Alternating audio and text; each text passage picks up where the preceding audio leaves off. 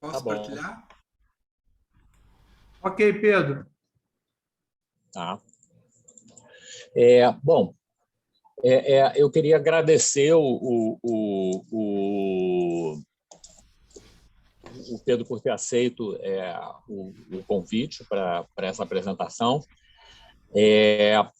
Na verdade, a gente já tinha convidado antes, mas ele estava numa hora delicada da vida dele, estava com um filho pequeno, né? Então, pediu para adiar, que foi mais do que razoável.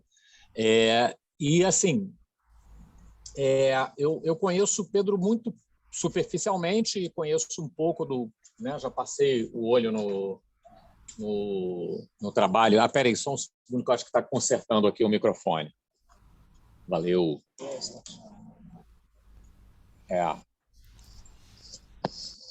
Alô? Alô? Sim, estamos escutando. Perfeito. Então, peraí. Pronto. Desliguei o celular aqui. Obrigado. Não, deu uma soldazinha aqui no microfone aqui enquanto de emergência aqui. Então, o que eu acho que é a coisa que eu acho que é particularmente interessante para esse grupo que está ouvindo na história do Pedro? Quer dizer, ele é uma pessoa, do ponto de vista de carreira, está passando daquela fase em que de inicial do laboratório, acho que é um laboratório já consolidado, sei lá, já está com a carreira independente dele depois do doutorado de uns 12 anos, por aí, 13, uma coisa assim, né? Mais ou menos. Isso mesmo. E fez uma trajetória que tem uma consistência muito grande em termos de tema, porque ela está muito preocupada com aquilo que é o título do laboratório dele, né? Que é de evolução de doenças infecciosas, né? Então, essencialmente, a carreira dele toda é voltada para a questão da evolução da interação entre parasitas e hospedeiros, entre patógenos e seus hospedeiros, como é que isso funciona em termos genéticos, ecológicos e fisiológicos, e como é que isso se explica em termos evolutivos, que é uma relação que tem, enfim, uma série de singularidades. Por que eu acho que é particularmente interessante para a gente prestar atenção no trabalho do Pedro?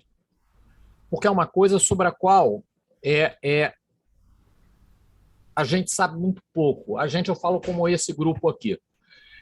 O grupo do INCT, ele é eminentemente um grupo que tem um componente muito forte de bioquímica, parasitologista clássico e fisiologista de inseto.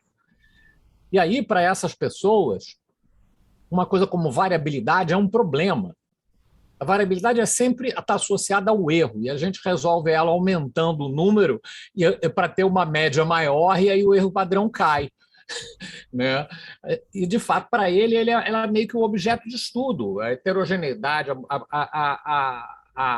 o polimorfismo, a multiplicidade das reações, ela é um fenômeno a ser estudado. Então, só isso, por si, já é uma mudança de enfoque importante com relação à forma como nós costumamos a pensar. E a gente pensa quase como se estivesse numa aula de mecânica clássica, né? Tem uma causa, um efeito, um troço cai porque tem uma lei que diz que isso é assim, etc. E qualquer coisa fora disso é um erro de medida, né? E eu acho que as perguntas do Pedro são extremamente importantes para a gente, né? Para entender. E a conversa do mundo de quem trabalha com a ideia de mecanismos, com quem trabalha com populações, é uma conversa extremamente necessária, porque o mundo real, embora envolva mecanismos, ele envolve mecanismos que funcionam em populações e que são selecionados e que evoluem ao longo do tempo em populações. E eu acho que, se você pega a trajetória do Pedro, ela foi com vários modelos, convergindo para a drosófila, o que justifica ele estar apresentando no Instituto de Entomologia Molecular, mas, essencialmente, o problema é bem mais amplo, é um problema, vamos dizer assim, de como que essa relação de patógeno para hospedeiro avança num tempo evolutivo, né? E, enfim, e aí ele tem, de uns tempos para cá, feito perguntas que chegam mais perto da questão também mecanística e que tem um lado e uma vertente mecanísticas, que vão conversar com o mecanismo. E eu acho que essa possibilidade de juntar essas várias coisas é uma coisa que me deixou particularmente animado em trazer o Pedro para cá enfim, e acho que enfim, algo que a gente pode tirar um pouco para a gente, só para botar. Fora isso, se você olhar, ele tem publicado trabalhos assim muito interessantes, com contribuições pontuais, sempre com preocupações, vamos dizer assim, muito dirigidas e conduzidas para essa questão da multiplicidade de respostas de interação que os hospedeiros têm com relação aos mesmos patógenos e vice-versa. Então, que eu acho que é um problema biológico de grande porte, né? Então, é isso, Pedro. Obrigado por ter vindo aí. Pedro. Só, o Pedro vai, embora ele seja português e fale inglês, e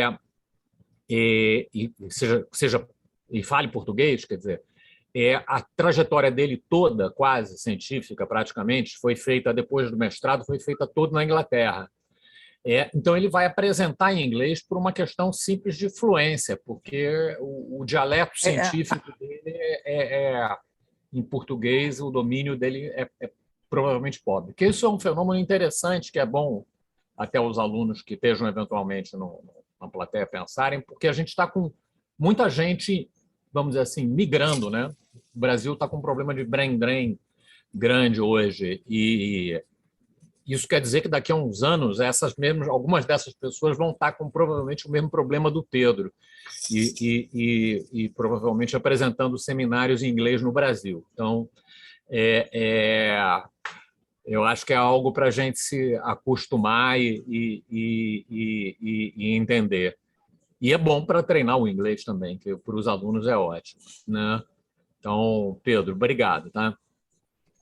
Ok, isso. Muito obrigado, Pedro, pelo convite e pela apresentação. Acho que nunca tive uma apresentação tão boa. Eu acho que você explicou o meu trabalho melhor do que eu já expliquei, sinceramente. Muito obrigado por isso. E é verdade, eu sou português, vivi muitos anos fora de Portugal, não só na carreira profissional, mas também durante a infância. E, na verdade, eu nunca dei um seminário científico em português. E então eu não faço ideia se ele seria bom, se ele seria péssimo. E por isso eu prefiro dar o seminário em inglês por isso, mas obviamente que eu estou aberto para receber questões em português, em inglês, o que vocês quiserem.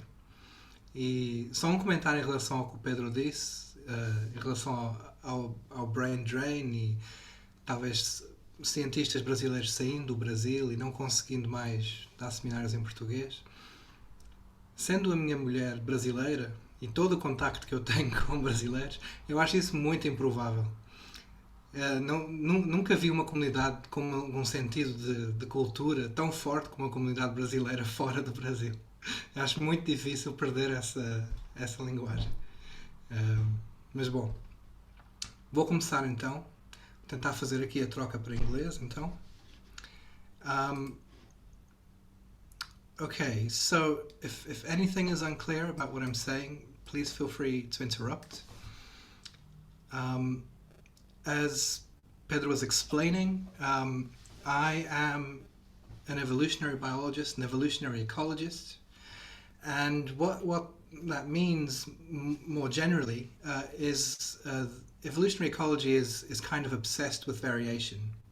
Right? We see variation everywhere. We want to understand why variation exists, what maintains variation, and what the consequences of that variation is for population ecology and population dynamics, very generally, I have always been very interested in host pathogen interactions at various biological scales.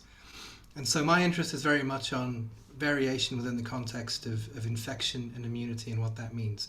So what my lab addresses and deals with directly is we want to understand what the causes of host variation is. Why do hosts vary so much in how sick they get or how likely they are to acquire an infection or to clear an infection?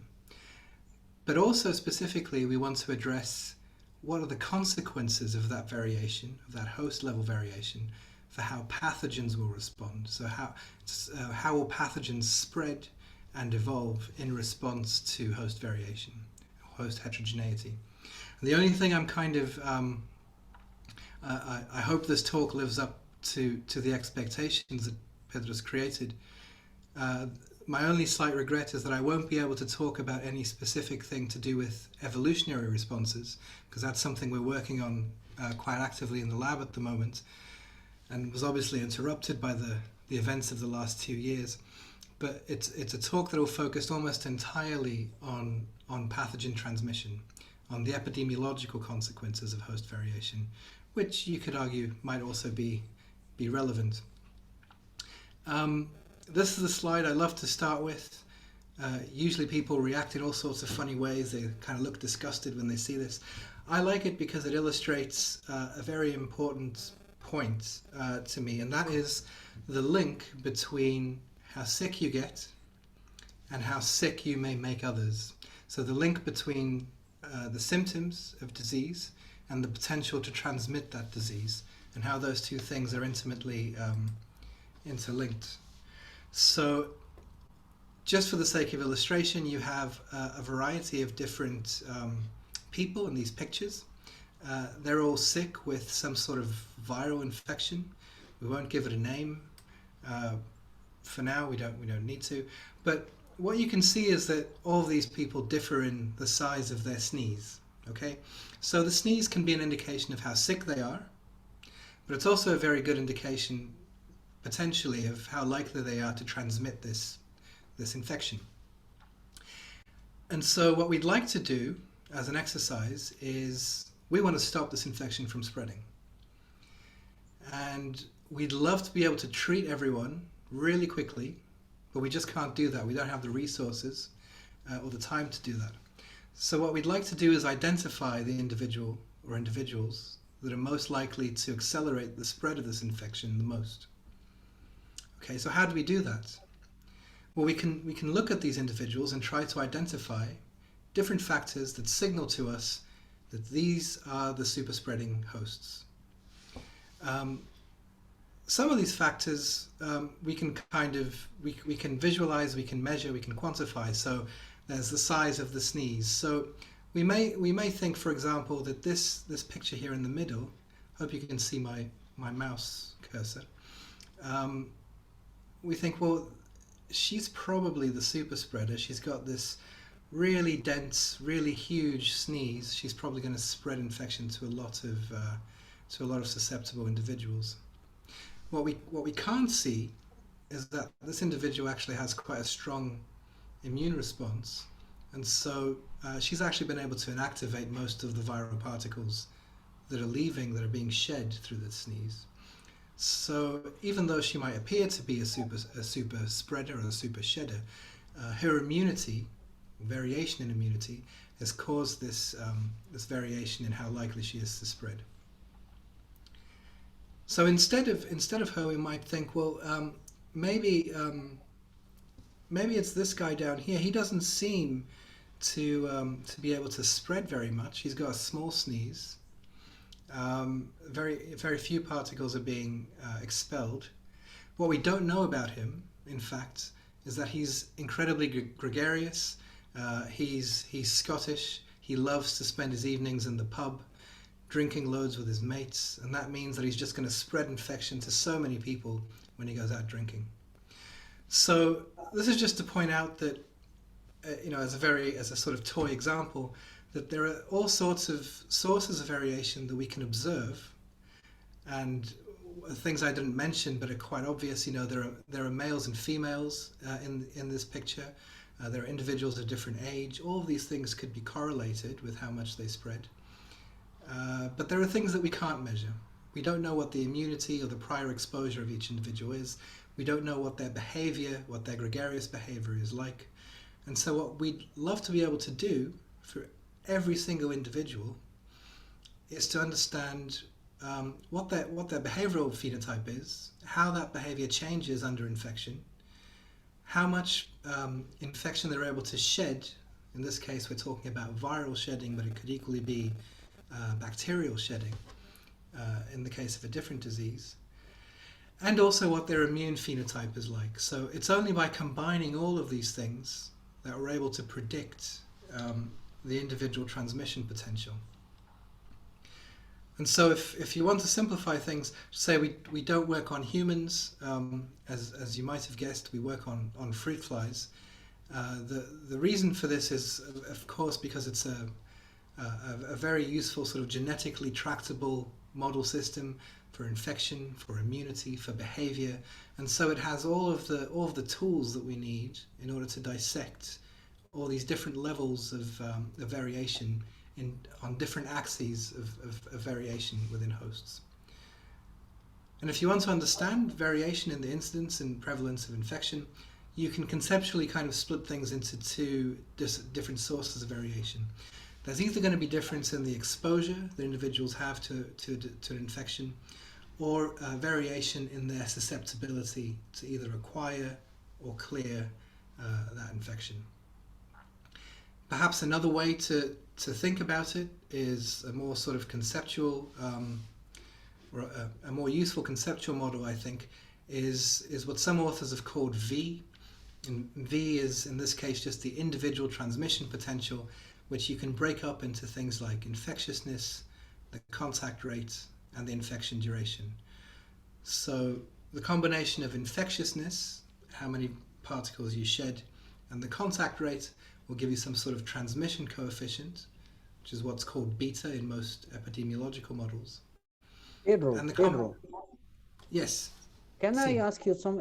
I don't know why, but your screen, your slides are small, and I can see. I'm seeing your desktop screen. Oh, really? I don't know why. In that case, I must have shared the wrong screen.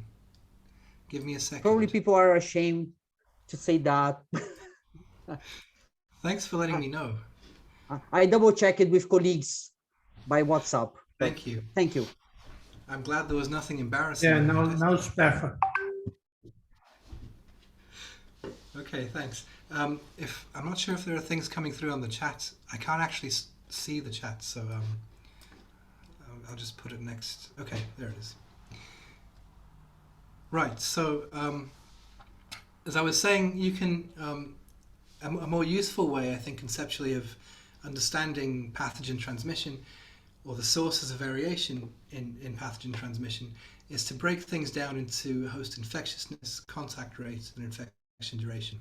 And so lots of our work, most of our work over the past, I'd say, for at least 5 years, has been to identify sort of genetic and environmental drivers of variation in each of these traits in different fruit fly populations, or different fruit fly genotypes, and to try and understand how each of these traits contributes to potential pathogen spread. Hopefully that will become clearer as the talk goes on. So the way I've divided the talk is that I'm going to give you some examples of experiments we've done when we've looked at variation in behavior and how that changes with infection, or behavior that's relevant for pathogen spread. Variation in the duration of infection, and in that case I'm going to focus very much on disease tolerance as a defense strategy that really has the potential to affect the duration of infection. And then finally talk a little bit about pathogen shedding and some work we've done on that. And then finally, in a fourth section, I'll try and bring all of these things together and try and convey how they affect or potentially affect the transmission of infection. Right. So let's start with things that affect, or traits that affect contact rates. So we're talking about behavioral traits or behavioral changes in response to infection. And here you can think about behaviors that affect either the acquisition or the transmission of disease. In the lab, we have a range of different behaviors that we focus on. Perhaps the simplest one you can measure and that is relevant to disease spread is just how much you move. So as a host, as an individual that's infected, how much you move can potentially predict how many individuals you enter into contact with, and therefore it might be a good predictor of how infectious you are. And we do that in the lab in a bunch of different ways. I'm not going to talk too much about this today, just to say that we can get very, very nice, very precise data on individual movements at very high resolution, and this has been a useful tool for us to understand that behavioral response. The two things I'm going to talk about today are social aggregation behavior. So we can measure the behavior of groups of flies and how they change between different genotypes and how they change with infection. And then also trophic avoidance of pathogens. So the ability to distinguish or detect potential infectious substrates of infection, and perhaps avoid those with pathogens. And so this is just a description of, this could describe any number of experiments that we've done. This is the general experimental design. But in this case, we've done something like we've taken 10 different genotypes of fruit flies that have been very well characterized. We always study things in males and females. For a long time, it's been a problem, I think, not only in fruit fly research, but in research in a bunch of different model organisms, that only one sex is studied, or sometimes we don't even know which sex is studied because it's not reported properly. And one thing we've learned is that every time you study males and females, you find interesting differences, and it's really important to always include them in experiments. And so what we've done in this case is we can either infect them with a pathogen or give them a control stab and place them into very tiny petri dishes. We do this in groups of, say, 12 flies. And if you leave these flies for a few minutes, or closer to 20 or 30 minutes, they will stabilize at some point. They'll settle, they'll stop moving. And we can then take photos of these dishes, and later we can measure the positions of these flies and the pairwise distance, or the nearest neighbor distance, between each pair of flies. And what we found, a couple of interesting things. So first of all, we find that the distance at which flies aggregate depends to a substantial extent on their genetic background. So it isn't just a random sort of aggregation. How much you aggregate in a group depends on your genetics, on your genetic background. And this wasn't entirely new. Other groups have shown this before we have. But we wanted to know whether infecting these flies changed how they aggregated. And so what you can see here is an experiment with Drosophila C virus, where we've given flies systemic infection of DCV, and we've measured the nearest neighbor distance. And you can see that in females, rather, infection with DCV really has no effect, or very little effect, on how they aggregate. So there's genetic variation, genetic backgrounds differ in their aggregation. Infection does nothing.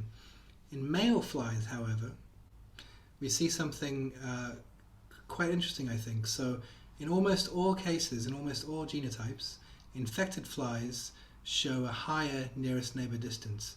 In other words, they aggregate further away from each other when they're infected with this virus. And again, this is a male-specific effect. We don't really understand why males are not females. I think we discussed some potential effects of aggression. So male flies tend to be very aggressive. So maybe if they're infected, they'll try and avoid aggressive encounters. But from the point of view of pathogen transmission, we have a very important source of variation. We have both genetic variation. Some individuals are more likely to aggregate closely than others. And we have a sex effect, where males are more likely to aggregate further away from each other when they're infected. So those were infections with a virus. So, We don't really... so just a question. So Sure. that means that males get apart when they are infected more than females. Yes. Yeah. Okay. That would be consistent with a stronger immune response, not?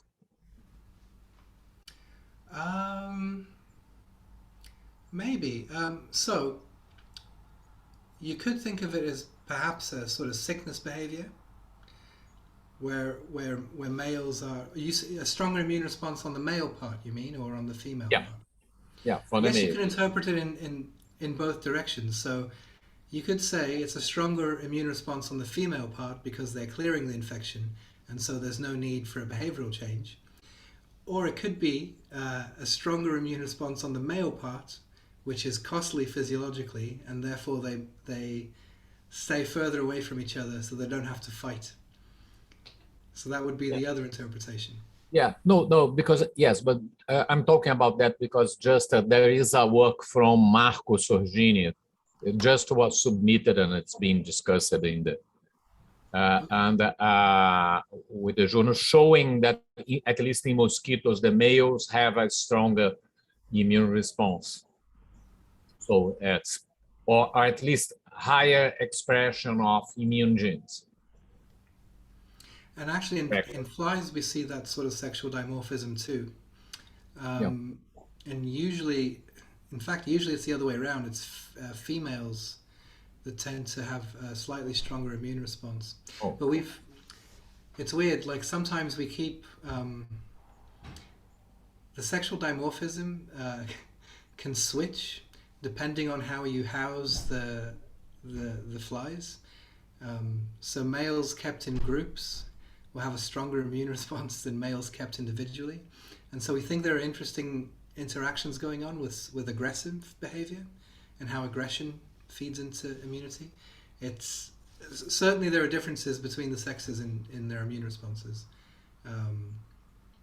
The exact direction is sometimes unclear. Oh, we have someone making notes on the slides. That could be useful later.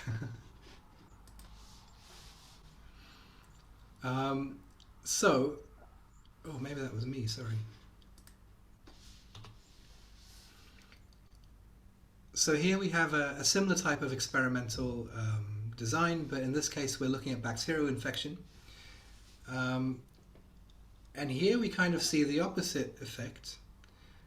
This was all done in female flies, if I'm not mistaken. And what you can see is that infection with Enterococcus faecalis, Pseudomonas entomophila, Providencia retgeri, and Serratia marcescens. In all of these cases, relative to the control, which is just a group of flies that we've not infected with anything, or we've pricked with a sterile solution. In all of these cases, the mean pairwise distance gets smaller when you infect with bacteria, meaning that the groups aggregate closer together. Now the absolute distances here are tiny, as you can see there, between 22 and 18 millimeters. But from a fly's perspective, this is the equivalent of maybe 1 to 2 body lengths. So it's the equivalent of being right next to someone, or being at least 2 body lengths away, which from a disease transmission perspective could be important. But the point here is more to say that the behavioral responses could be an important source of variation in disease transmission, particularly how hosts respond to infection in different ways. This is a different type of behavior that we're assaying here. So this is where we're looking at a feeding behavior and the ability to distinguish between food that's laced with a pathogen or food that's clean. So we started out this experiment wanting to test for pathogen avoidance behavior. And so we designed this really, it wasn't really a very wise thing to do, but we started out by designing this huge experiment where we took 122 DGRP lines. So these are genetically unique, fully sequenced lines from a big panel of flies that we keep in the lab. They're all, age matched, 3 to 5 days old, mated females. We did 24 replicates for each of these lines. So we measured the feeding response of nearly 3,000 individual flies. And the choice that we gave them was either LB broth plus a bit of sucrose, or the identical substrate, LB broth sucrose, plus Pseudomonas entomophila, a fly pathogen at OD1. And so what we saw in this case, which we were quite surprised by, well, first of all, we see lots of variation in the panel. We see that different DGRP lines respond in completely different ways when offered a choice between a clean and an infected food source. What we weren't expecting is that most of the lines that I've highlighted in red actually preferred the food containing the pathogen. So this was contrary to our expectations at the time. It makes a lot more sense now, but at the time we were expecting the opposite result. And the broad sense heritability, in other words, the amount of variation in this phenotype explained by the underlying genetics is about 26%. So it's not negligible. We wanted to know how general this preference was, and so we did another series of experiments where we used an outbred population derived from DGRP panel, and we exposed them to different types of different bacterial pathogens, and in almost all cases we see the same pattern. We see that there's a preference for food that contains a pathogen in almost all cases. When this preference goes away is when we increase the concentration of the bacterial pathogen quite a bit. So if we give them a really unrealistic bacterial cheese, then the flies don't like it and they prefer the other substrate. But otherwise, if we give them an overnight culture of exponentially growing bacterial pathogen of a number of different pathogens, they prefer that. And this kind of makes sense in hindsight because obviously fruit flies eat or live in the wild on decomposing fruit, and so they're exposed to all sorts of bacterial pathogens all the time. They may even perceive this bacterial culture that we're giving them as an indicator of food. So they may perceive this as a cue for food, or they may even perceive the actual bacteria as a potential source of protein. And so this is why we think that they had this unexpected preference. But we wanted to test this idea that, okay, well maybe if all of them are preferring food that contains an infectious pathogen, maybe the lines that show the greatest preference for this pathogen also show the highest level of immunity. So maybe there's this trade-off between this behavioral avoidance and physiological immunity. So that if you have a very strong immune response, you don't have to avoid the pathogen. You can eat it. You'll be fine. Fortunately, one of the reasons we use this DGRP panel is it's widely used in the fly community. There's lots of published data on it. And of course, there's a very large study where someone has taken the same pathogen that we use, Pseudomonas entomophila, or Aerogenosa, both in this case. And they've measured the survival, in this case the percentage of flies that died after 3 days, across the entire panel. So what we could do is take that data and test if there's any correlation with our preference index. And of course, we find no significant correlation between those two traits. So this is suggesting that even though there's a strong preference for the pathogen, it doesn't seem to be driven by changes, or it isn't associated with changes or with variation in immunity. One thing that did come out of this data set, though, is one of the reasons people use the DGRP panel is it's a very useful tool for genome-wide association mapping, because you have the full genome sequence of all these lines. You can Dr. Pedro? Yes. No, just a quick question before you change subject. Don't you think it's the same that when you think of humans, if you take child as a subject, if you let them choose between sandwiches, which are basically contain lettuce, tomato, and so on, or another one which contains meat, cheese, and let's say bacon, they will always choose for the one that has. And I would think of that, but I may be totally wrong, considering developing need for example, cholesterol, which is not present in plants, and it's a very important thing for us. Don't you think that during the evolutionary process, considering that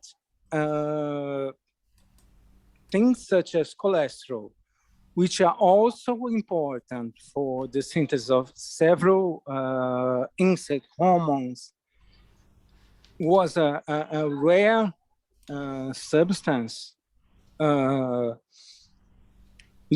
before, different from what happens now, both things could be associated.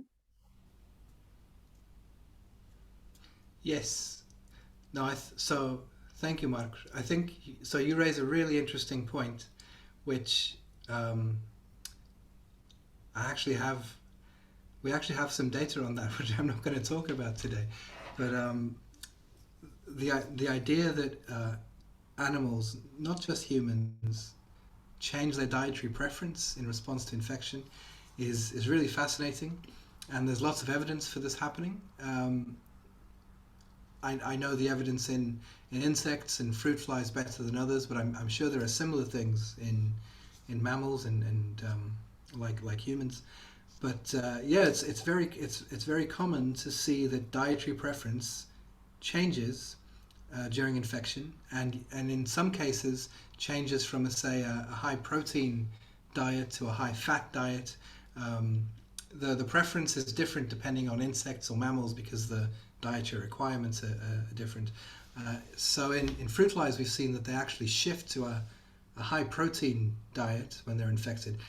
If you infect flies and you give them the choice between lots of different types of diets, they will focus not on the protein to carbohydrate ratio that gives them the highest fitness, that will give them the highest reproduction and survival, but they will focus on a different ratio of protein and carbohydrates that will help them clear the infection more efficiently, which I think is a really fascinating evolutionary strategy. Going back to the sandwiches, I know which one I'd pick, and that would always be the bacon sandwich. But maybe there is of course, I'm aware of there are a few sort of evolutionary theories about changes in food preference, particularly with age.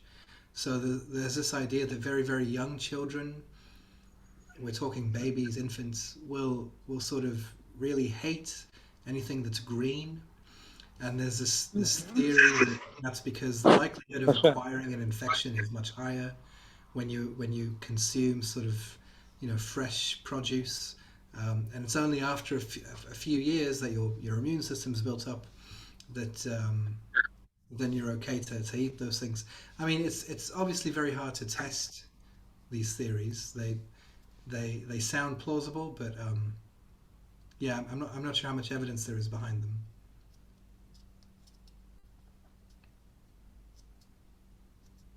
So I'm not.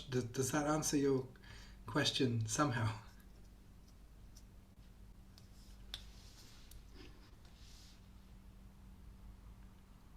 I'm going to move on in that case, if that's okay.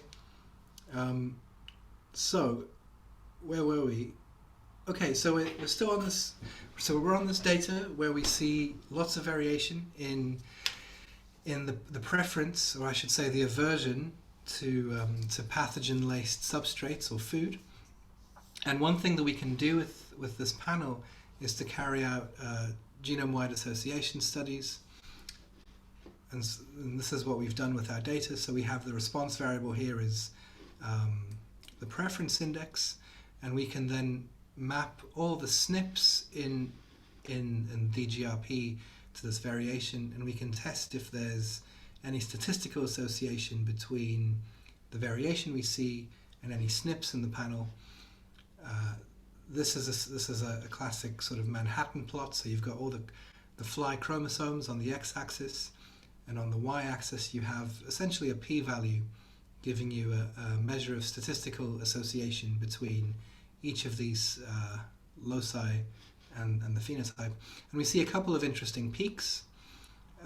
Some of them even go beyond our sort of false positive thresholds, so they're potentially interesting candidate genes. And so the next step for us is, of course, to do some functional genetics where we can get flies where we knock down these different genes and test how that affects their preference phenotype. And this is where we were, to be honest, 2 years ago. But obviously everything is stopped and slowed down considerably. So the person who was working on this eventually left the lab. And so we're kind of stuck with this project for the time being, but this is what we have. Next, I'd like to move on. So we've talked a little bit about variation in behavior. Now I'll move on to variation in the duration of infection. So obviously, if the longer the infection, the more likely that transmission of an infection is likely to happen. And so we'd like to understand the factors that control that variation. And one of the things that we focused on as a lab for a very long time now, in fact, I'd say this even goes back to the end of my PhD, I became very interested in this concept of disease tolerance. So in other words, it's not the same as immune tolerance, which is basically not reacting to an antigen, but disease tolerance is a phenotype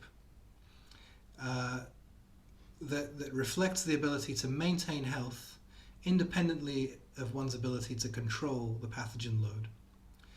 In other words, if you go out into a population of any animal or even plants, and you look at the infection phenotype of a bunch of individuals, sometimes you'll see individuals that are able to clear an infection, so they have very low pathogen load, and therefore they're healthy. And we tend to call these individuals resistant, right, because they're able to clear the infection.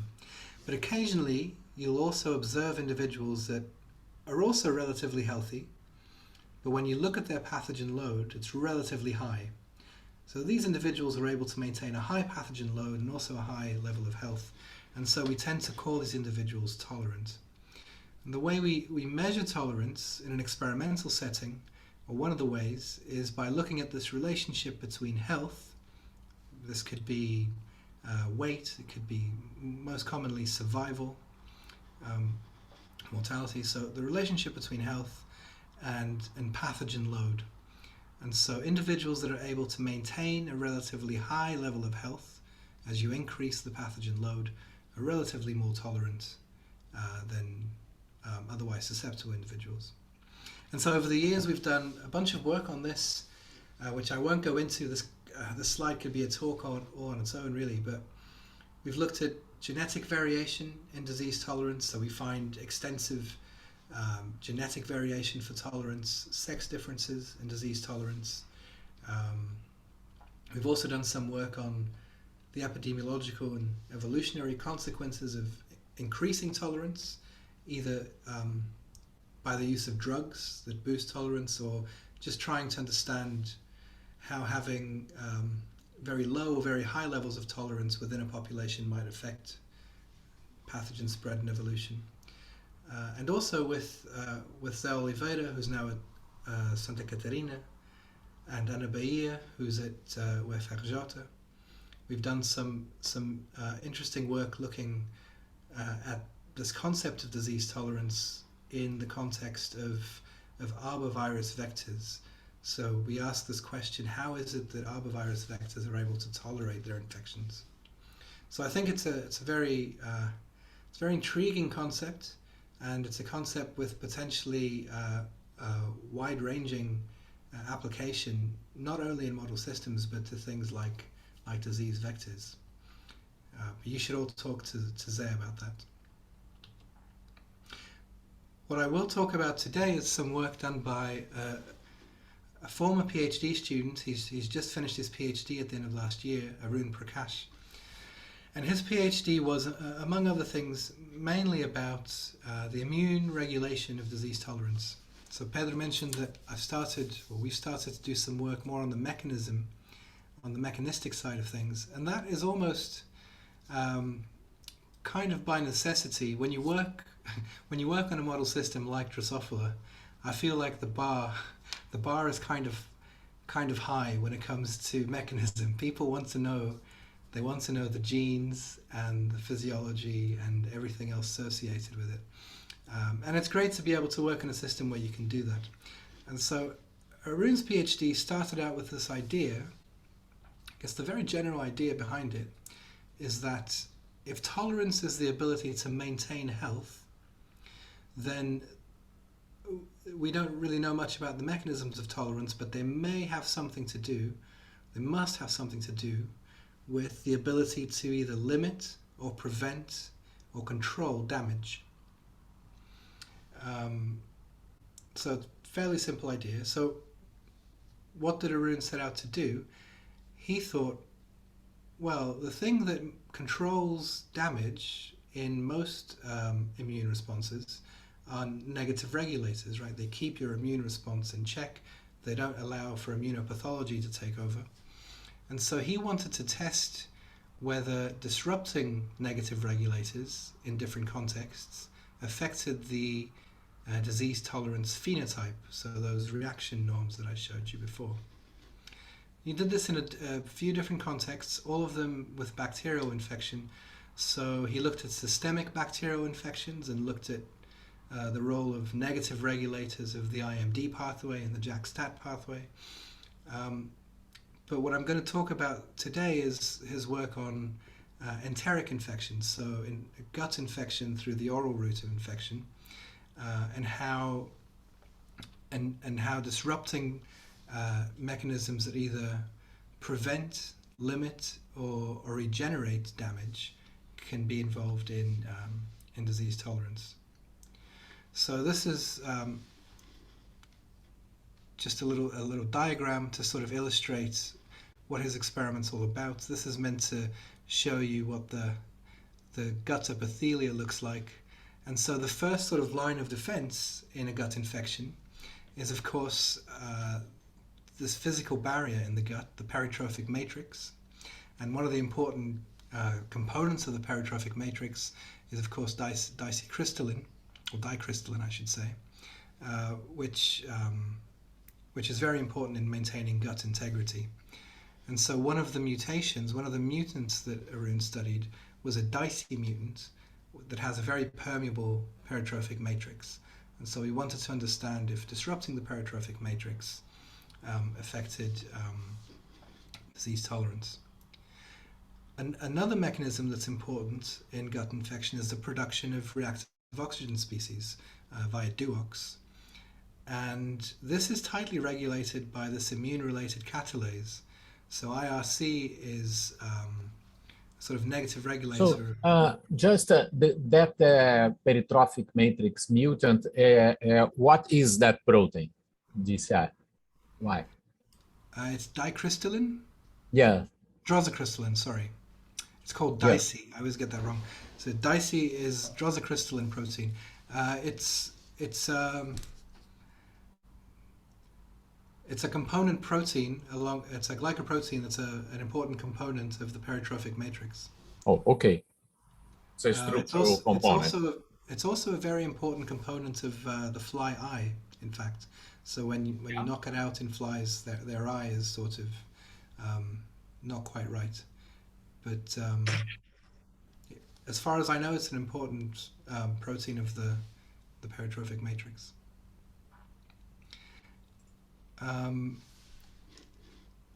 So disrupting the peritrophic matrix in that case would be a way of testing how preventing damage might be important for disease tolerance. Another mutant, as I was saying, is this IRC mutant, so immune-related catalase as a negative regulator of ROS. And so that's a way of testing how limiting damage caused by ROS, in this case, how limiting damage could affect the disease tolerance phenotype. Another signaling component of damage in gut infections is, of course, the JAK-STAT pathway, and that's usually activated by a cytokine-like protein called UPD3. So a further thing that Arun wanted to test is, well, if you knock out UPD3, which is a damage signal, how will that affect the ability to tolerate infection? And then finally, once that damage happens, you need a regeneration program that activates the proliferation of intestinal stem cells, which will sort of replace damaged cells. And that happens via this EGFR signaling pathway. And so this epidermal growth factor receptor protein, by knocking that out, we get rid of the regeneration pathway. So we've got these sort of 3 or 4 different ways in which you can minimize damage. You can prevent it, you can minimize it, you can not signal it, and you can prevent the regeneration of these cells. And you can test how these things affect tolerance. So the design is basically these 4 mutants back-crossed onto the same wild-type background, infected orally with Pseudomonas entomophila. And each replicate had about 25 flies. I'm sorry this is so small. And then at some point these 25 flies were split into 15 flies that were monitored for survival and 10 flies that were measured for bacterial load. This design, this split vial design, is intentional in that in order to measure this relationship between host survival and bacterial load, you need paired measurements of these 2 things. So ideally you would measure health and microbe load on the same individual. That isn't possible in flies because it's destructive sampling every time you want to measure anything. And so the experimental design we came up with is one where the independent unit of replication is the vial, and that's what we're splitting into the 2 different traits. So, and that allows us to then measure this relationship. So if I show you some results quickly, we see some kind of interesting things. So what I'm showing you is the average lifespan of each of these flies and their mean bacterial load measured, I believe, 5 days following infection. And if you look at the wild type fly, the white 1118, this line is essentially flat, meaning that lifespan really does not change as you increase the bacterial load. The wild type is tolerant. When you knock out each of these different mechanisms, you see that there's a reduction in their tolerance. So the slopes of these lines become steeper. And the extent to which they're steep tells us how much tolerance is affected by each of these mechanisms. And so what we've tried to do is to summarize these slopes in this bottom figure. So what we've got here is the linear slope, we've got the wild type, and then we can see that to different degrees these mechanisms affect tolerance. And it looks in this case like in females knocking out IRC, so things to do with ROS control, or UPD3, so mechanisms related to damage signaling, have the largest effect on tolerance, whereas in males it would appear to be that regeneration is actually the most important mechanism affecting tolerance. So here we see some interesting sort of sex differences. Knocking out the EGFR pathway in females essentially has no significant effect on their tolerance phenotype. And you can see that here because the slope of this line, the wild type, is the same as, or roughly the same as, the slope of this blue line. So even though the mutant is relatively less healthy, it doesn't live as long, the rate at which it loses lifespan as you increase bacterial load is roughly the same, or at least statistically not different from the control. In males, however, this has a huge effect on the tolerance of male flies. There's a very severe decline in the average lifespan, even with a very small increase in mean bacterial load. Pedro, So that's all. Yeah, sorry, go ahead. can I ask a question? Yeah, of course. So you mentioned in the beginning of this slide that as it's very hard to measure health and microbe load in the same fly or in the same, and as you know, we have the same problem here. So this means that your choice for when you assess microbe load will drastically change the format of your tolerance curve, right? So what you're showing us for males and females in your figure A might be very different if you measure at time 0, time 5 days, or 10 days. So maybe this is a methodological question. How fused with a conceptual question, how do you deal with that when choosing when you measure microbe load? Because when I first began to think about this, the model that I was working was good enough to establish a chronic infection. And by then it would be very easy to choose the time, because you just let that time to pass and the microbe load wouldn't change anymore. So you would measure. But for example, in my case where we measure in mosquitoes, it's very hard. So we chose time 0. But we have faced criticism when we show our data because we chose time 0. So how do you think about this kind of problem? That's a really it's not a small problem in the tolerance field, because everyone does it differently, and there's no real consensus on the best thing to do. So what some people do, which is not what we did here, but what some people do is they choose the peak microbe load, which of course you know was the way it was done in the malaria example with the mouse malaria. That's not ideal for a bunch of reasons, because lots of things are happening before and after that. The way we chose this time point was sort of a compromise between, so we picked the time point just before most of the flies started dying. So we measured survival, we looked at their survival curves, their Kaplan-Meier curves, and the point at which all the flies start dying, that's when we decide to measure our microbe loads.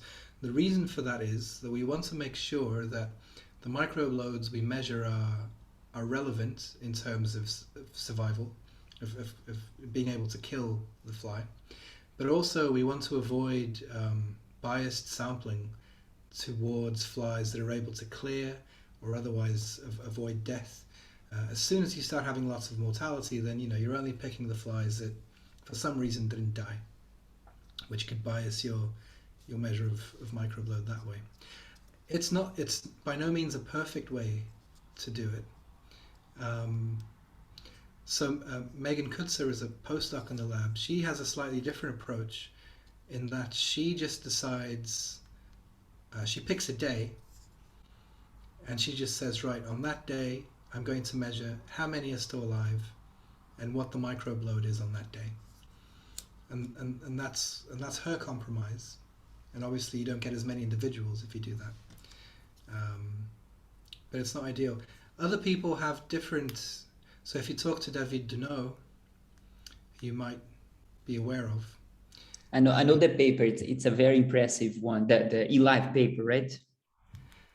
Yes, in fact, this paper was sent to review that I've just shown you, and the reviews came back chastising us for not citing this landmark paper because it's the gold standard for measuring tolerance. I wonder who reviewed that. It's very hard for the human being doing the experiment, right? Yes. So the way they do that assay is they say they collect flies, they measure the bacterial load upon death. In other words, they wait until 40 minutes before the fly dies, and that's when they measure bacterial load. I have no idea how this is humanly possible to guess when a fly is going to die in the next 40 minutes. Well, you just, okay, this. I think that this was done with some margin for after the fly has died, right? So the fly dies, and then you can wait up to 40 minutes or 30 minutes, and then you just keep looking at when they are going to die. But it's an insane approach. It's insane, but I also wonder sometimes, and of course not to spend too much time on this question, but I wonder how good a measure that is, because the microbe load you measure in an animal that's about to die is not necessarily reflective of its microbe load during an infection. Before you die, I guess there's all sorts of physiological machinery that just breaks down, and that could affect microbe loads in all sorts of unpredictable ways. So I'm not convinced by any method, to be honest, that we use to measure tolerance. They all come with compromises, I think. And with chronic infections, I mean, you're right, you can wait until it stabilizes. I'm sure there are reasons why, some people might find reasons why that's not a good idea. I'm not sure. But yeah, we should definitely talk more about that. I'm going to move on just because I'm conscious of time. I don't know, how long do these things usually last for? It's free, no problem. Okay. Right, so the final or nearly final section I want to talk about, of course, is now infectiousness. So we've looked at variation in contact rate, infection duration, and infectiousness is, of course, the sort of the sexiest topic, I guess. You know, we're talking about pathogen shedding. So measuring variation in pathogen shedding. Where do the super shedders come from?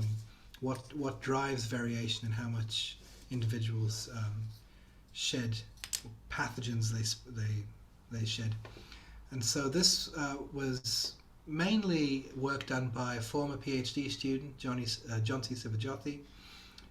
He did a lot of work again on these DGRP fly lines that I've mentioned before, and he developed very useful methodology to accurately measure from a single fly. We can get measures of survival, of shedding, sort of longitudinal shedding from the same fly, and internal microbe load. And the way he did this, just very briefly, is, I mean, it's not rocket science really, but it's just an assay where we can place flies individually within Eppendorf's. All of his work was with Drosophila C virus. So these flies are infected, they will defecate into the tubes. We can then remove the fly, put it in a new tube, and we can just PCR whatever's left in the tube as a measure of how much they shed through the fecal-oral route. And so using that methodology, he's done a bunch of experiments. This is one that we haven't published. And it's just measuring the shedding of Pseudomonas aeruginosa in this case 119 of these DGRP lines. Each of these has 3 replicates, and we've done them for males and females separately. So you can see there's some variation. It doesn't look to be too extreme. keep in mind this is a log scale, so you're going from like 100 viral particles to nearly 10,000.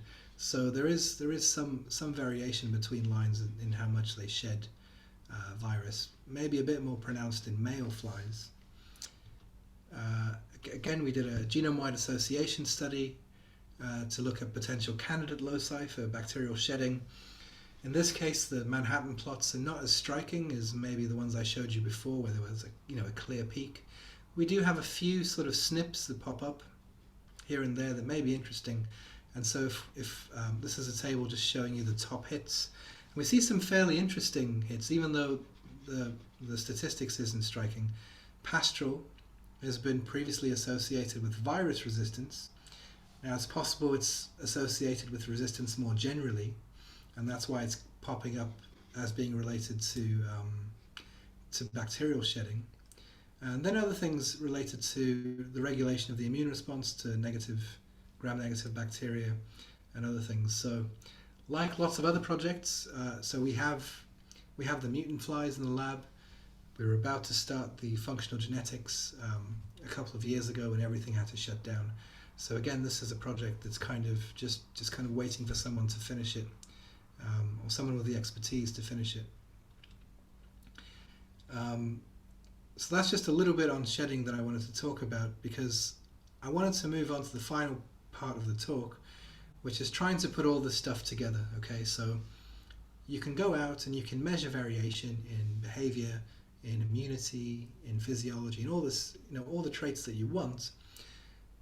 But then you have to put it together somehow to make any sort of meaningful prediction about how that variation affects disease spread. So that's what we're trying to do here. So one of Jonty's sort of major works was to measure all these things I've just mentioned with Drosophila C virus infection. And in this experiment, what we have are 10 lines that vary in their susceptibility, their survival to DCV. So you can see that here. And Jonty included both males and females, and he was also interested in the effect of mating on this response as a further source of variation. So we've got females and we've got virgin females in the lighter blue. And so he's measured lifespan here with Drosophila C virus. He's measured the internal viral load, so DCV copies per fly. You can see there's a certain amount of variation there. Some flies have slightly higher viral loads.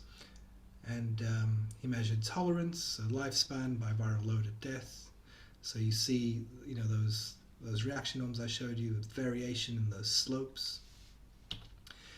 And then he went on to measure different aspects of shedding. So when you infect a fly, a certain proportion will shed 0. So they'll leave nothing in those tubes. But some of them will, and so we thought that was an interesting thing to measure. What proportion of flies were shedding? And of the ones that were shedding virus, how much were they shedding? That's what's in the bottom panel here. Now obviously this is just a lot of data to take in, and there's no real point in sort of going into detail here, except to say that, as you might expect, there are extensive genotype by sex interactions for all of these traits. And so what I've tried to do here is to summarize all that data in this matrix. And what this is showing you is the proportion of the variance in each of those traits. So in lifespan, viral load at death, viral load, viral shedding, and then V eventually. How much of that variation that we measure experimentally can be explained by the genotype of the fly or sex. The top panel here, you'll see there's a sort of a thicker black line here. This line is comparing only females that are either mated or not mated, so virgin females or mated females. And as you can see, there's hardly any effect of mating on the female in terms of the variation that we see in these traits. So we're ignoring that for a second.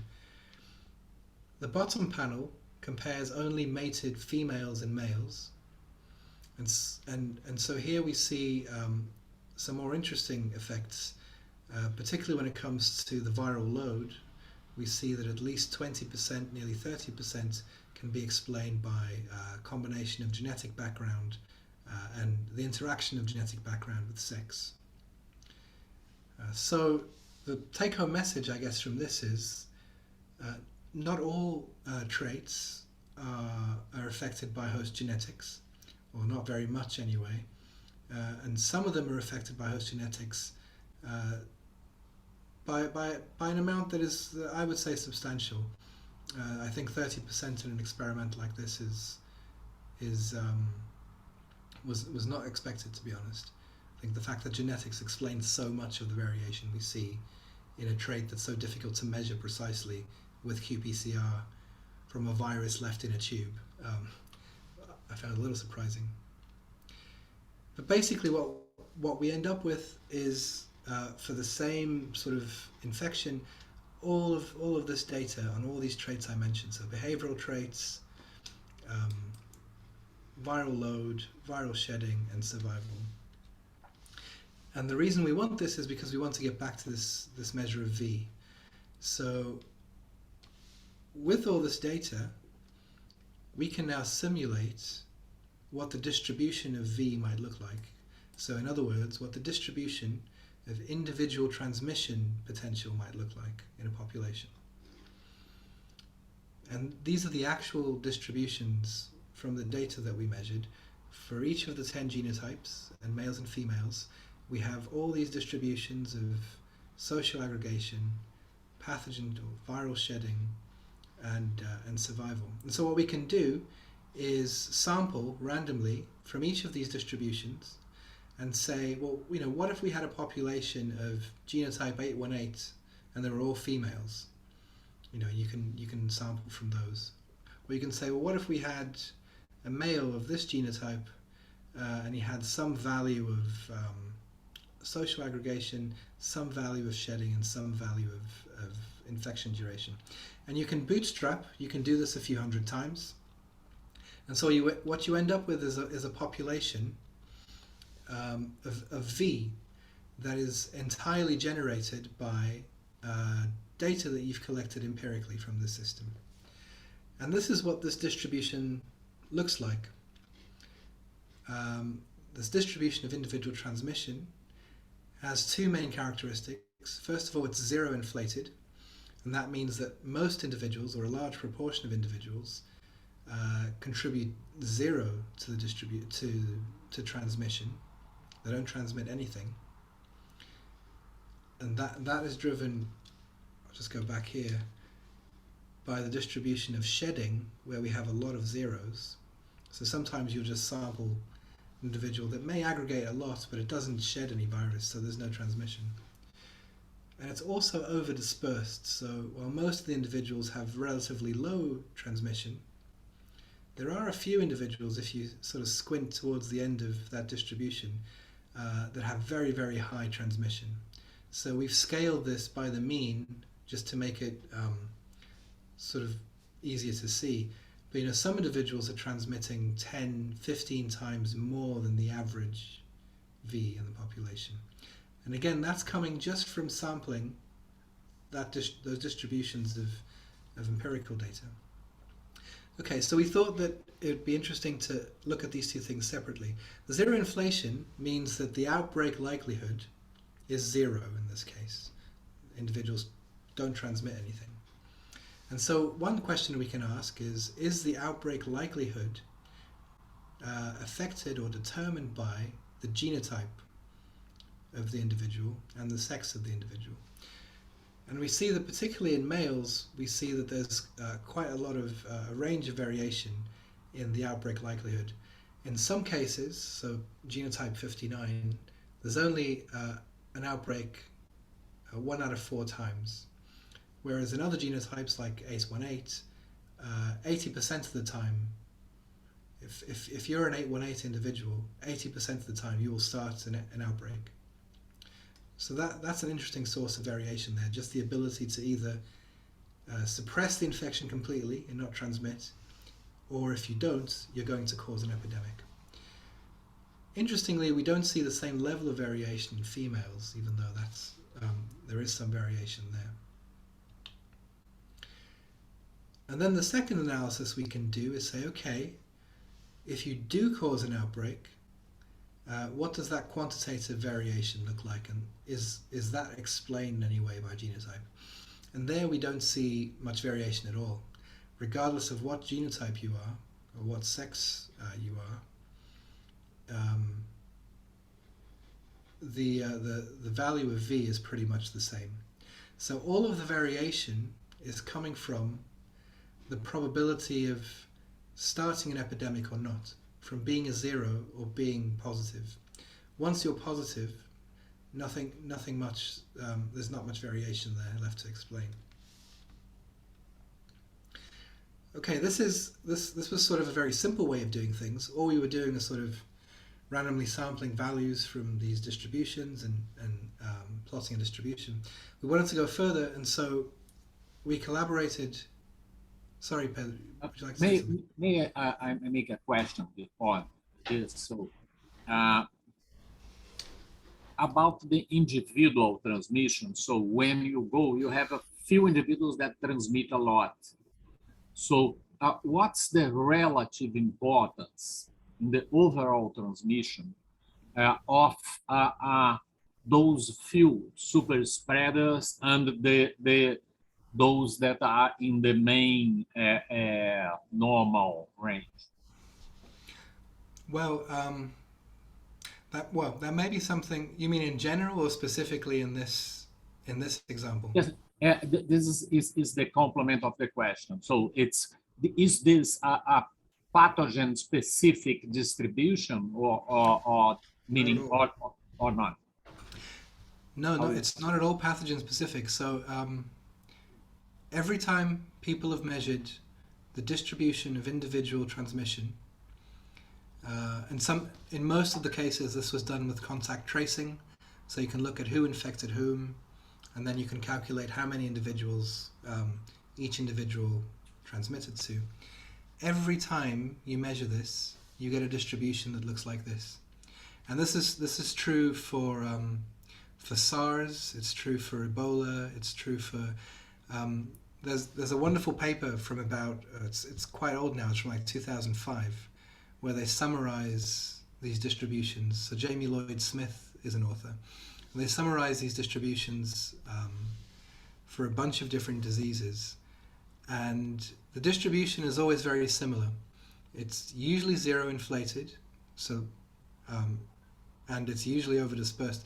In fact, it just occurred to me that even before the Lloyd Smith stuff, Mark Warhouse coined this 2080 rule for transmission. We know this 80% of the transmission is caused by 20% of the individuals, and this seems to be a very general observation. What does vary between diseases is the extent of this overdispersion. So in cases like the 2003 SARS outbreak, this was a very overdispersed distribution, meaning that there was just 1 or 2 individuals that caused the whole thing. And so if you could identify and treat those individuals, you would just stop the whole epidemic. In other cases, it's not that extreme, but the general shape of the distribution is very common across many, many diseases. In this case, all we can do is say this individual is predicted to transmit 15 times more than the average, just from this exercise. But obviously it's not a real epidemic. So what we tried to get at with the next stuff that I was going to show you is to put this in the context of a real epidemiological model and say, okay, instead of just simulating these things and looking at distributions, can we model an epidemic? So we use this sort of susceptible infected model, classic epidemiological model, but we included a network, a stochastic network of interactions. So we're trying to put a bit more realism in the way that disease spreads in this case. And then what we did was we used, again, these experimentally derived parameters, these distributions, to model different epidemic outcomes depending on different compositions of the population. And so this is one of the main results. And what we've done here is we've simulated very artificially what an epidemic would look like if it was made up only of individuals of genotype 59 and they're all female. Okay, so this is just trying to isolate the individual effects of genotype and sex on epidemic outcomes. And so what we can see here is that obviously there are striking differences in, what you're looking at is the prevalence of infection over time. So it's, an epidemic. And you can see that it takes off most of the time. Each one of these is simulated, I think, 500 times, which is why it looks a bit fuzzy sometimes. But it's a stochastic network, so it won't always take off, and that's why they aren't always identical. There is some stochastic variation in there. And you can see that depending on the genotype, the extent of the epidemic will be different. Sometimes you get very severe epidemics, sometimes most of them just fade out. But you can also see that even within the same genotype, the fact that the epidemic starts in either a male or a female can have quite striking effects, quite drastic effects. So to choose another genotype as an example, just to not always focus on the same one. In 818, you can see that males will give rise to very severe epidemics that cause very high infection prevalence, whereas in females they almost always die out. So that's one observation. That now remember that all this variation comes from the experimental data that we collected in that experiment. So just by measuring variation in those 3 traits is sufficient to generate all this variation in the epidemic. And then we wanted to ask, this is just a slide, it's basically showing the same thing. You don't have to just look at the curves, you can extract interesting parameters from them, like the maximum prevalence, the outbreak duration of those epidemics. So you can compare how genotype and sex affects those things. And you can see that 818 is actually quite an extreme case, both in the prevalence and the outbreak duration. So if this was something else, if this was a human population or a livestock population, and you were able to measure all these things and simulate an epidemic, then you would identify this genotype as a very likely source of superspreading. So you'd want to focus on the males of this genotype if you wanted to control the epidemic. That's the theory anyway. And so finally, we're reaching the end. We wanted to ask, okay, we know that all this variation in individual traits scales up to population level epidemic variation. But which variation matters the most? Where does it matter the most? So which trait matters the most for epidemic dynamics? So here we have a bunch of simulations where all the traits are just left to vary. So we sample from the distributions that we've collected. And in this case, what we've done is we've said, okay, you can sample from the entire range of variation in shedding and in the variation in infection duration, but for social aggregation, we're going to fix everyone's value to the average aggregation. So they still aggregate, they just don't vary in how much they aggregate. So everyone has the mean, the average aggregation. And what we see here is immediately that you get much lower values of the epidemic, so the epidemic kind of dies out most of the time. So this is suggesting to us that it's variation in the behavioral component that is most important for disease spread in this system. We then did the same thing with infectiousness. We said, okay, everyone's going to just shed the average number of virus, and everything else can vary. And what we see here is that the epidemic gets more severe. And of course, what we've done here is we got rid of all the individuals that were shedding 0 virus. Now everyone's shedding, and they're all shedding the same amounts of virus. and that's causing more severe epidemics.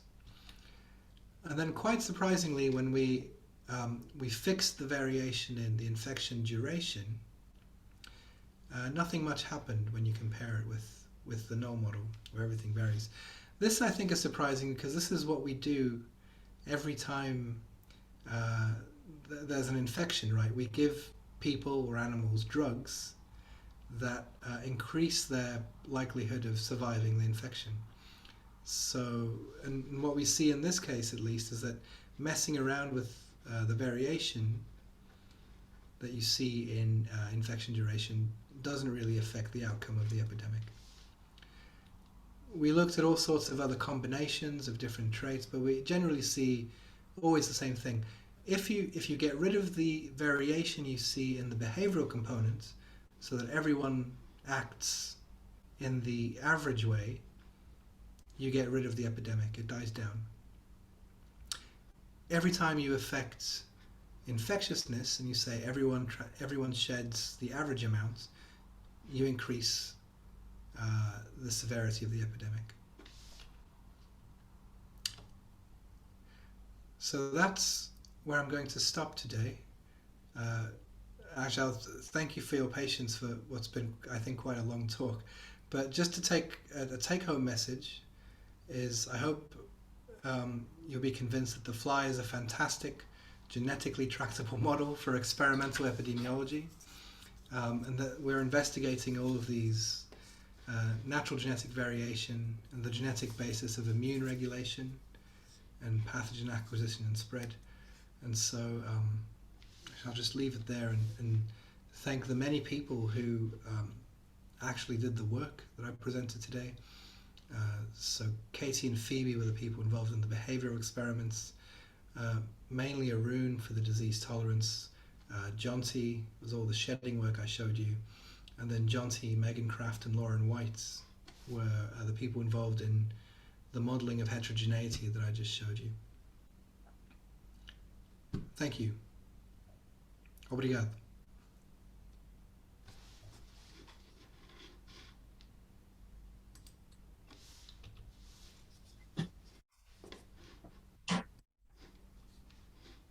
Obrigado, Pedro.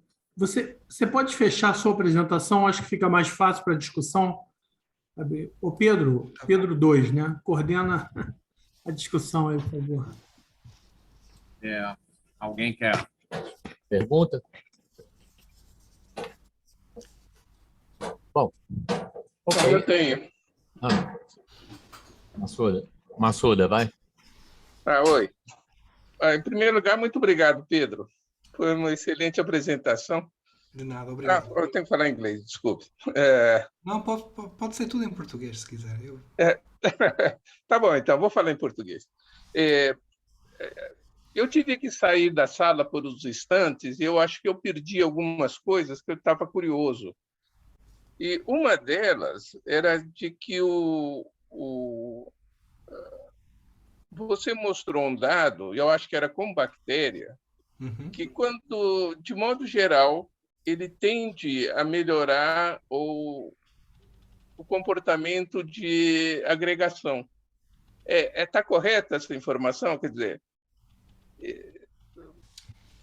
quando infectado por bactérias, os insetos tendem a se agregar, tem um comportamento de agregação melhorado. É isso mesmo? Isso, eu vou partilhar aqui de novo. Acho que são esses dados que você está falando, não? Então, é isso aqui, acho que era isso. Eu tive que sair, eu não perdi a explicação. A minha pergunta é a seguinte, quer dizer, aumentar a agregação interessa. A minha pergunta é se eu posso pensar assim, do ponto de vista da bactéria, interessa, porque eu vou ter uma capacidade maior de infectar mais facilmente a população. Isso do ponto de vista da bactéria, né? Se isso for verdade, a minha pergunta é: como é que essas bactérias interagem com o hospedeiro para induzir essas variações? Eu fiquei pensando, poderia ser uma coisa assim de produzir a bactéria produzir uma molécula que atrai tanto macho como fêmea, e aí eles tendem a se juntar, e uma vez juntos ficam por ali, alguma coisa do tipo, ou uma coisa mais complexa, do ponto de vista de uma conversa do sistema do genoma da bactéria, controlando a atividade do genoma dos hospedeiros. Existe algum tipo de informação sobre esse tipo de interação? Essa é a pergunta, se existem informações. Olha, eu adorei essa pergunta, porque existe. Na verdade, assim, quando a gente estava fazendo esse trabalho aqui, saiu um artigo, e agora não me recordo do autor, mas eu vou procurar, na Nature Communications, que eles mostraram uma coisa que eu acho assim incrível. Que eles mostraram que moscas infectadas com bactéria mudam o seu perfil olfactório, não sei como falar, assim, mudam libertam Olha mesmo. Fala inglês mesmo. Não, eu acho que nem em inglês eu sei. Assim, mas libertam não é um feromônio, mas vá um volátil. Sim. O perfil dos voláteis muda para um perfil que aumenta a atração entre moscas. E isso foi utilizado para mostrar que era uma manipulação da bactéria que poderia aumentar a transmissão. Que é, na verdade, muito similar a outros exemplos de manipulação de patógenos dos seus hospedeiros. Mas o que você falou é muito interessante. Poderia ser uma coisa mais direta, não é? Então a mosca vai cheirar a bactéria e achar que tem comida, que tem qualquer coisa assim. Mas na verdade parece que é uma alteração da fisiologia da mosca que altera o perfil de voláteis que a torna mais atraente a outras moscas. Entendi. Mas isso só acontece com infecção, que eu saiba, com infecção bacteriana. Porque na verdade a gente observa o oposto com infecção viral. As moscas tendem a afastar-se mais com a infecção viral. Mas aqui, só uma coisa para eu entender esse experimento, porque o time point é time point depois da infecção. Aqui, isso sim, desculpa, isso Tá. são Não, horas. porque esse efeito existe mais ou menos rápido, depois ele some, né? É verdade. Então nós quisemos medir ao longo do tempo, precisamente para saber se esse efeito iria desaparecer com o aumento da resposta imunitária. Então, se você vai limpar a infecção, se esse efeito comportamental também vai desaparecer. Que é o que parece acontecer aqui. Entendi. Obrigado. Nada. Do ponto de vista mecanístico, assim, eu fiquei pensando naquele experimento que você faz, mexe com várias coisas do intestino, com aquela drosocristalina e tal. Eu fui ver aquela drosocristalina, ela é uma proteína de matriz peritrófica mesmo, é uma chitin binding protein.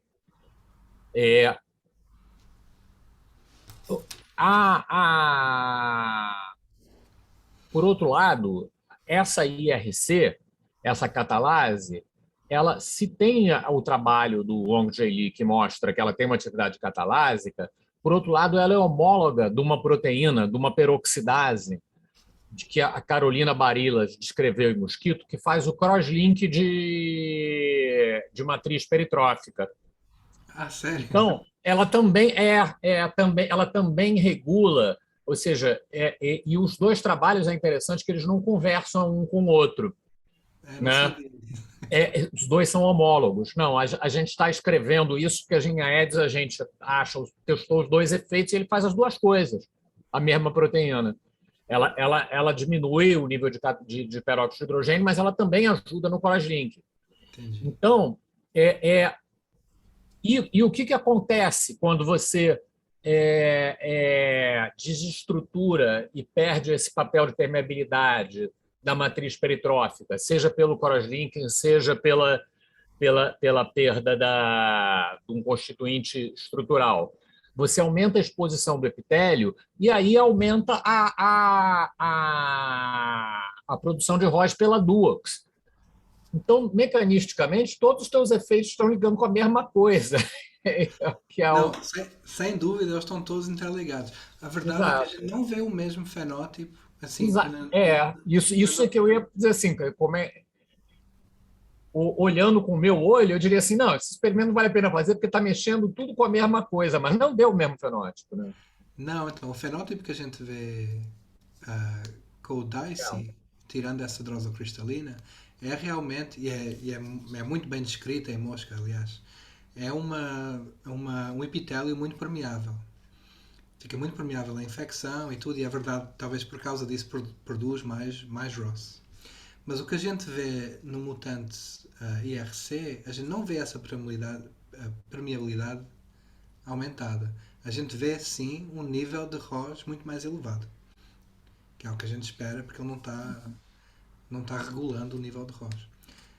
É possível, não duvido que essa catalase tenha esse efeito de manter a permeabilidade. Mas, pelo menos nos mutantes que a gente usou, esse fenótipo é mais saliente no mutante de drosocristalina.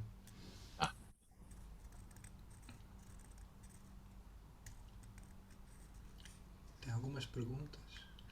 Tem umazinha. Aquele mutante 818, ele tem um dimorfismo sexual inacreditável, né? O macho no shedding, né? O macho é lá em cima e a fêmea lá embaixo, né?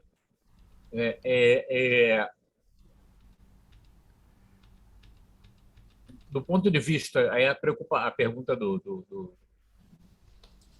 de mecanismo sempre, né? Esse aí mesmo. Não faço ideia. É impressionantemente diferente, né?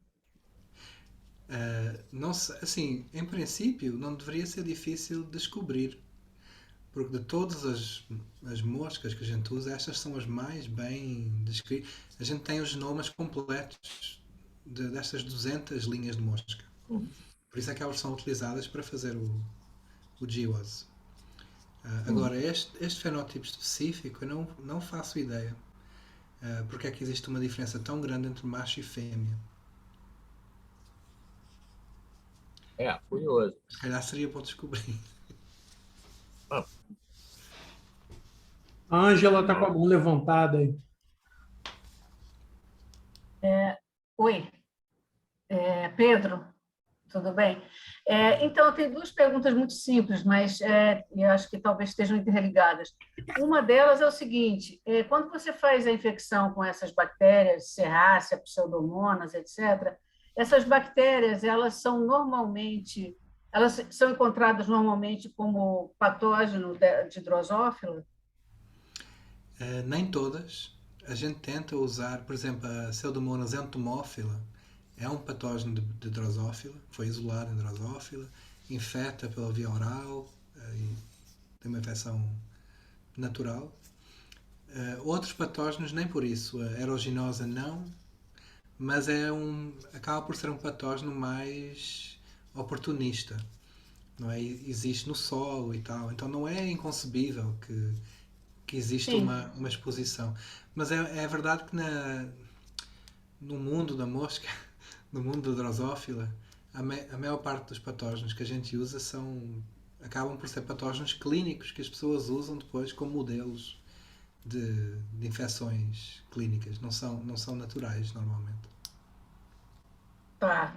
A outra coisa é o seguinte, você acha que a microbiota da drosófila teria alguma influência nos seus experimentos? Com certeza. E, aliás, todos os revisores também acham. E nos pedem sempre que a gente verifique que a microbiota é igual em todas as moscas. A microbiota, assim, não tem nada que não afete.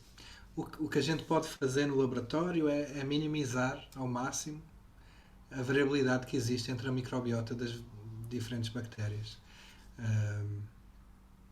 Se a gente já mediu a diversidade da microbiota nas 200 linhas que a gente usa, não medimos. Mas tentamos manter as condições o mais normais possíveis.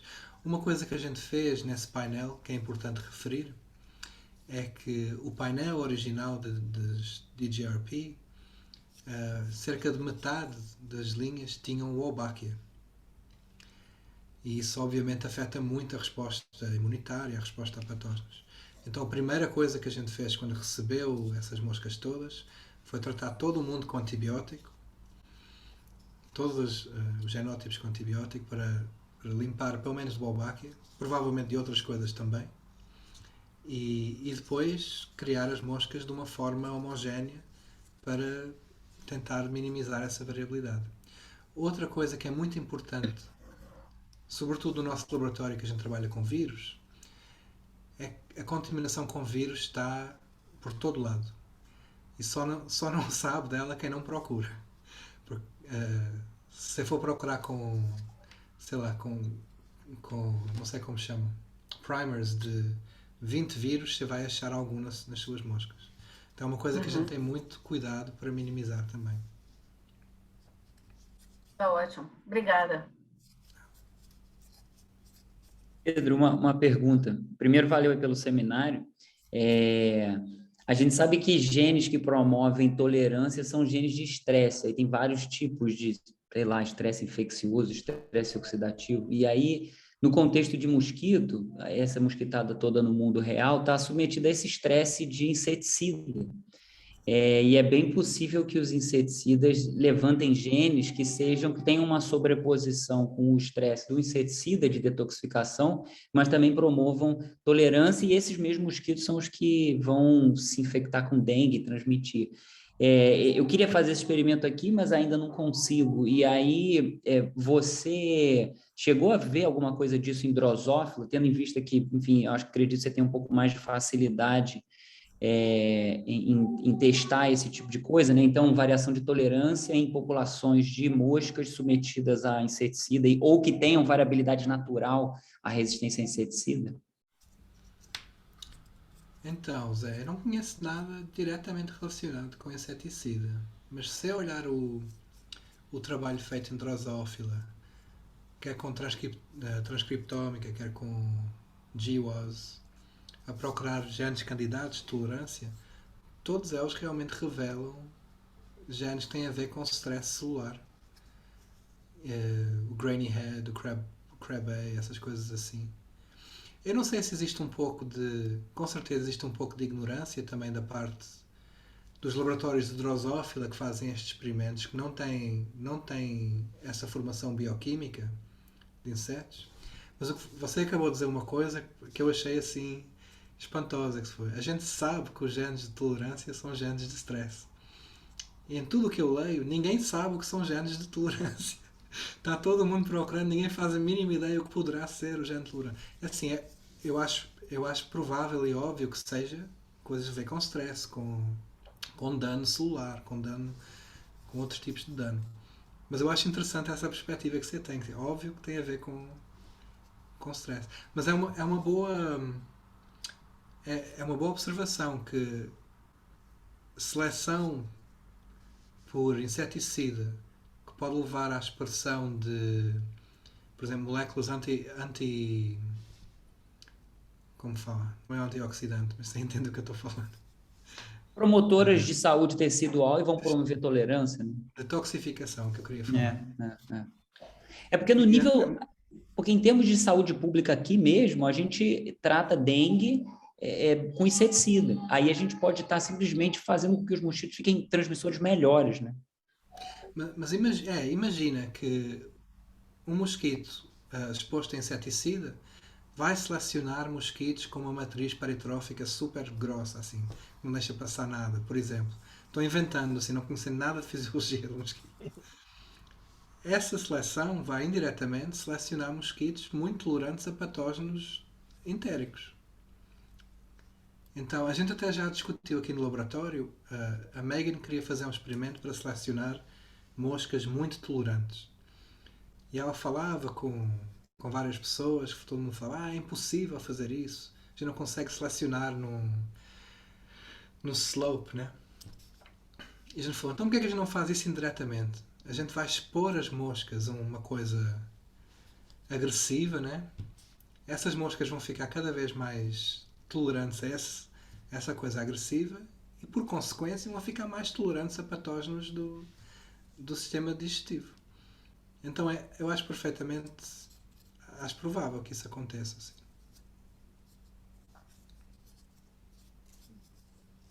Valeu, Pedro.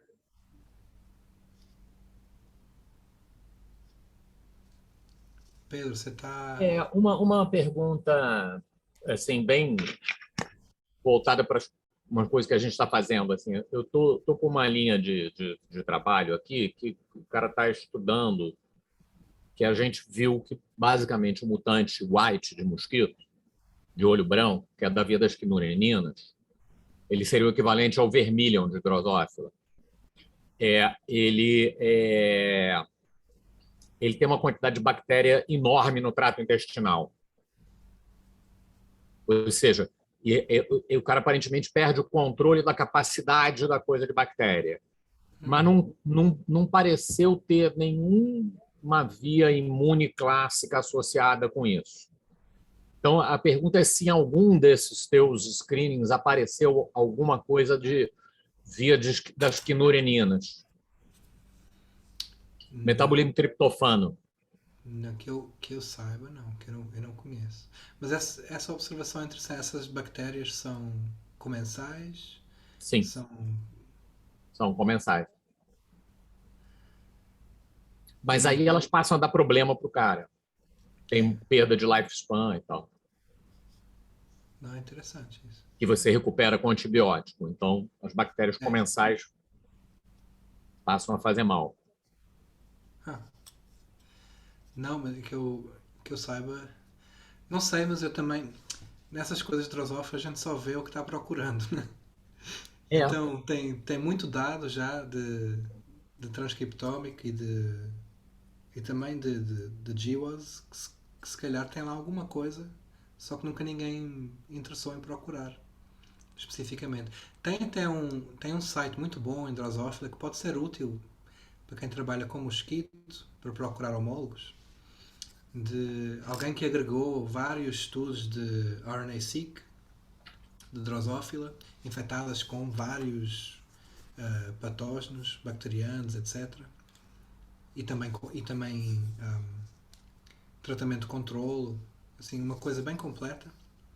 E às vezes aparecem umas coisas bem interessantes, assim, que não eram objeto do estudo, mas que os dados estão lá e é um site bem fácil de procurar, assim. Se procura o gene, se quer, e você vê o que aconteceu com ele nesse estudo. Uau. Não sei se vou procurar, depois vou-te enviar.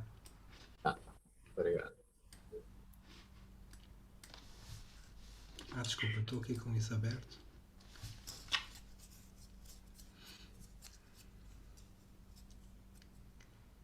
Bem, muito obrigado. Não sei se vocês têm mais perguntas. Posso fazer uma pergunta? Claro. Estou sem câmera.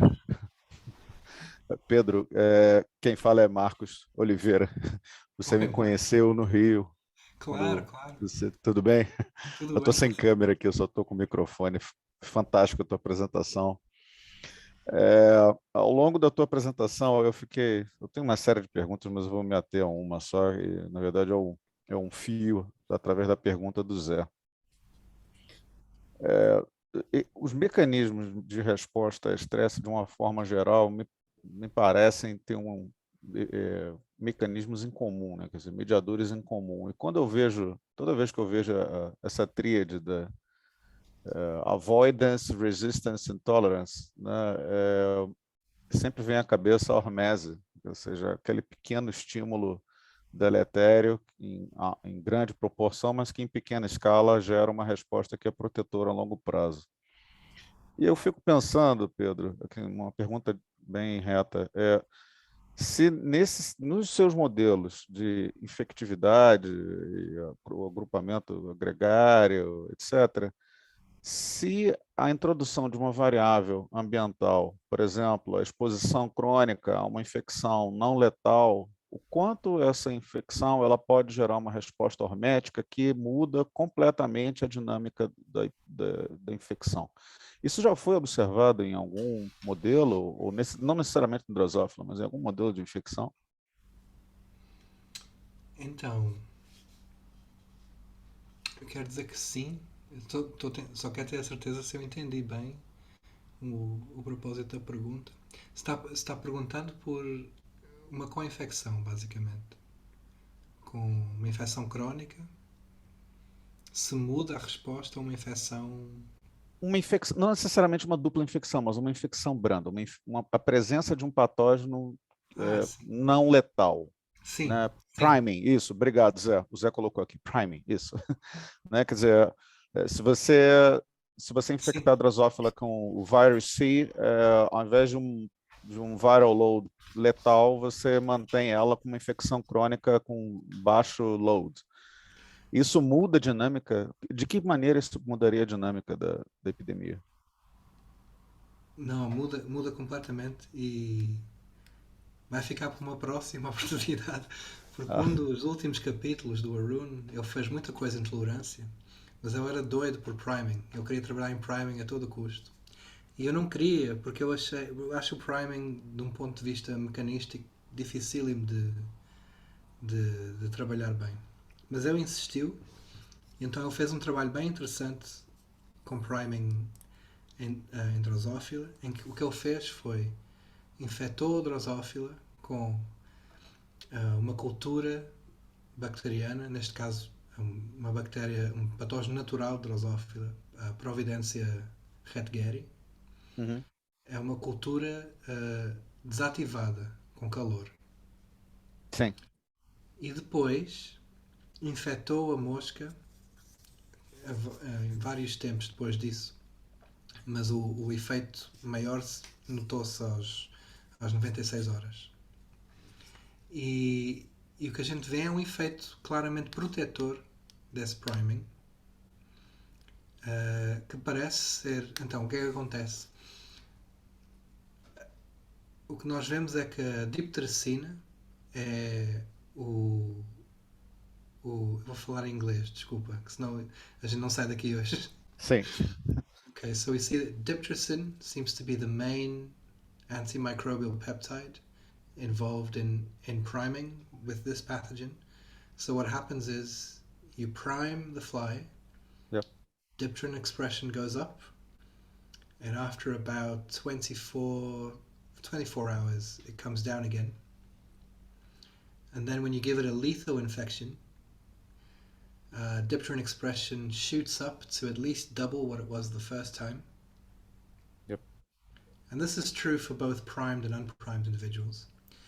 But then what we see in primed individuals, and the ones that receive the heat kill treatment, is that the decay of diptericin expression is much slower than the control. So it's not the peak expression that's different, it's just the speed at which it disappears. And the consequence this has is a very transient effect on the microbe load, which is lower in heat-killed heat-killed flies, which leads to increased survival. So we see evidence, we're not the first people to see this, but we see priming as a protective mechanism in flies. And then he went on to do some kind of cool experiment to look at how this affected disease transmission. And we also see that primed flies shed fewer pathogens, they shed fewer bacterial pathogens, and in sort of mini epidemics as well that we've done, they transmit to fewer individuals. So priming, just like it does in vaccination, I guess, seems to reduce disease spread. And he did look into some mechanism, so it seems to be, I really needed a few slides to show you this, but basically we know it's diptericin because he did all these experiments with different fly mutants where we've knocked out different combinations of AMPs. So we know that diptericin is required for priming. But then he did some experiments where we've got the IMD pathway that's intact. If you remove some of the regulators, the peptidoglycan regulators, PGRP proteins, then you still get clearance, but you no longer see priming. So it's the regulation of the IMD pathway, the regulation of diptrysin expression in the fat body, I should say, specific to the fat body, not the hemocytes, that seems to be regulating priming, this protective priming response. So basically the response triggered by priming resembles in a way the hormetic signal. I mean, the inverted J curve, just like you showed. I mean, I remember to see one of your graphs, an inverted J graph that is quite similar to hormesis. So maybe immune priming can be seen also as a kind of maybe preconditioning hormesis. Yeah, no, I was super surprised when I saw. I never expected to see such a clear signal of priming, but in a way, it's maybe not surprising because what we're measuring is gene expression, and so maybe what we're seeing is what you expect from a negative feedback on gene expression, but it's clearly different between the control and the primed individuals.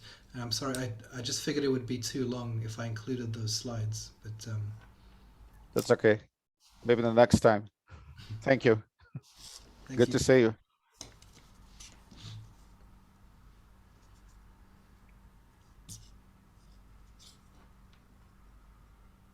Pedro, 2. Oi. Não, o Igor estava aqui perguntando. Viu que você estava distraído. Vamos fechar então, Pedro? Pedro 1 e 2. Vamos? Muito obrigado, Pedro. Sim, não, foi um prazer, viu? Muito obrigado pelo convite. Muito obrigado, valeu, Pedro. Obrigado. Gostei muito. Não, um abraço. Veja, brevemente. Boa noite. Coisa para pensar. Abraço. Tchau. Obrigado. Tchau. Um abraço a todos. Tchau, pessoal. Tchau.